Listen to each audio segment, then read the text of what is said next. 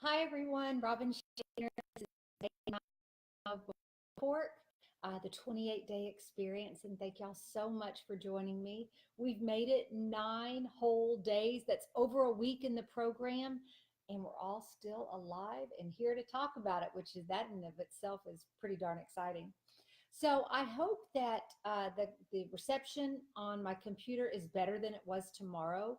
Y'all, please let me know if it's crackling and you're having a hard time seeing me.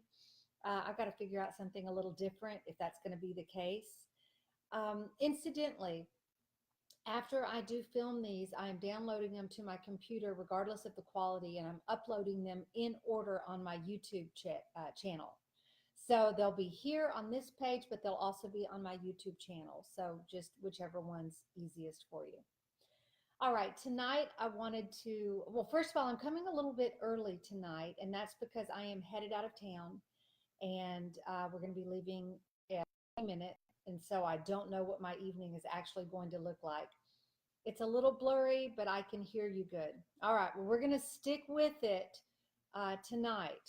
She's talking about the reception on the computer, but I may just move on over and start doing these from my cell phone from now on because they seem to have better quality than what I'm getting through my computer. So go figure, who knows?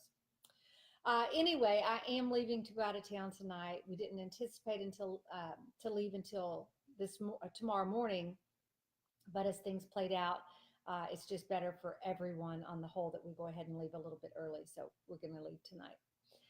I wanted to talk to y'all tonight about something that I find incredibly impactful. And I think the placement of it is really good.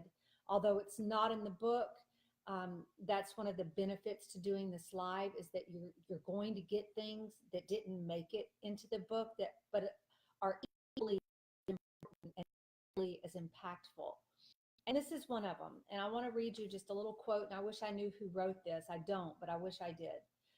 Sometimes when you're in a dark place, you think you've been buried, but you've actually been planted.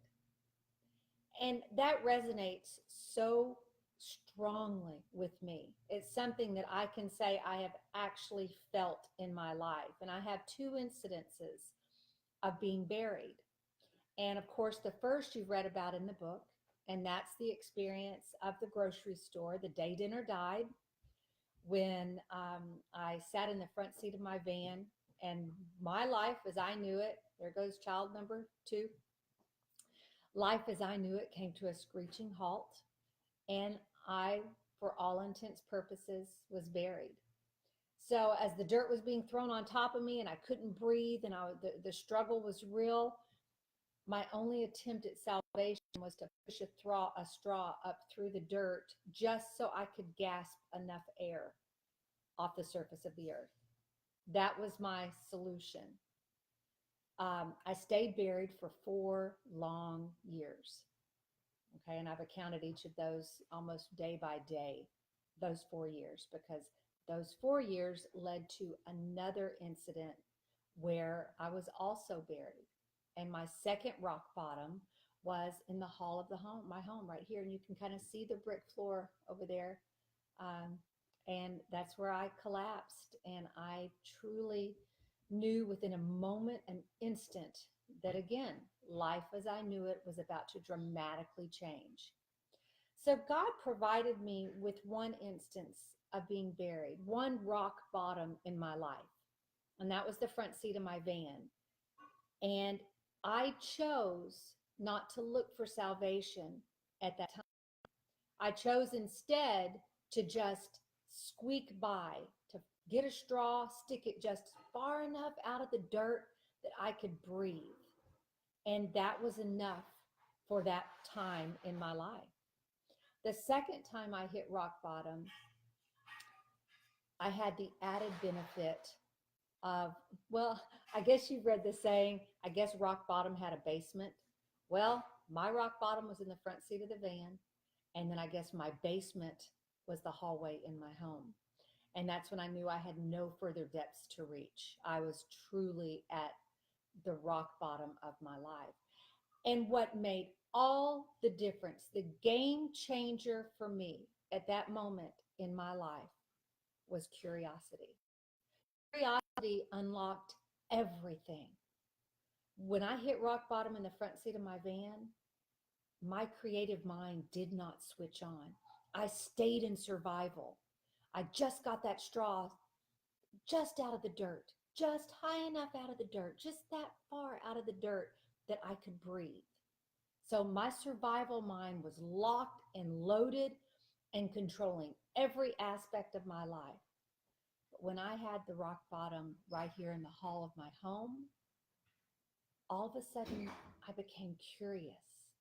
And that curiosity is what opened up my creative mind, allowed God to come pouring into my heart so that my eyes were not interested in surviving any longer. They were interested in thriving.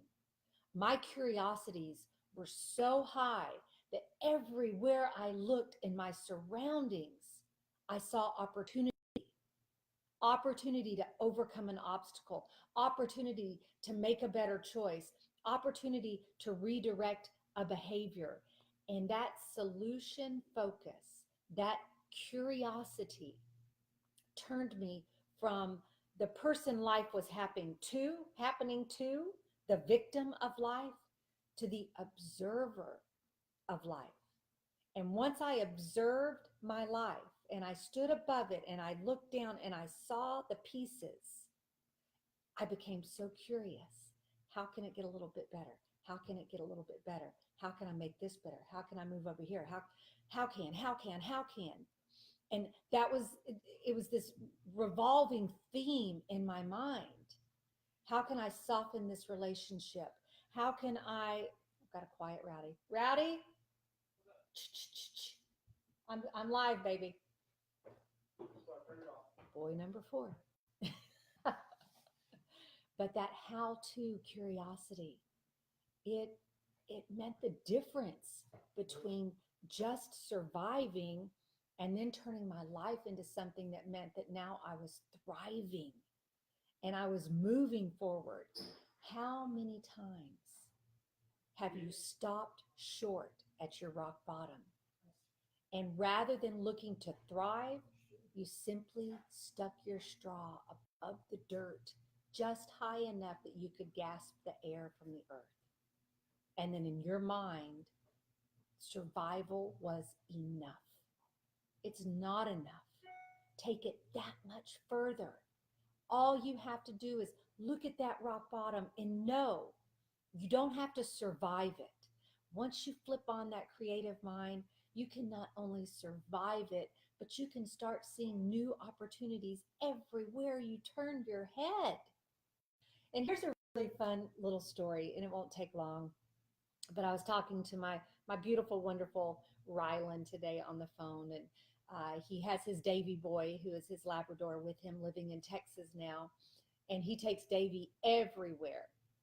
And so I was talking to him on the phone this morning, and I said, well, how's it going? You hauling Davy around from appointment to appointment with you? And as much as he loves Davy, he said, I love having my boy with me, but geez, the hair.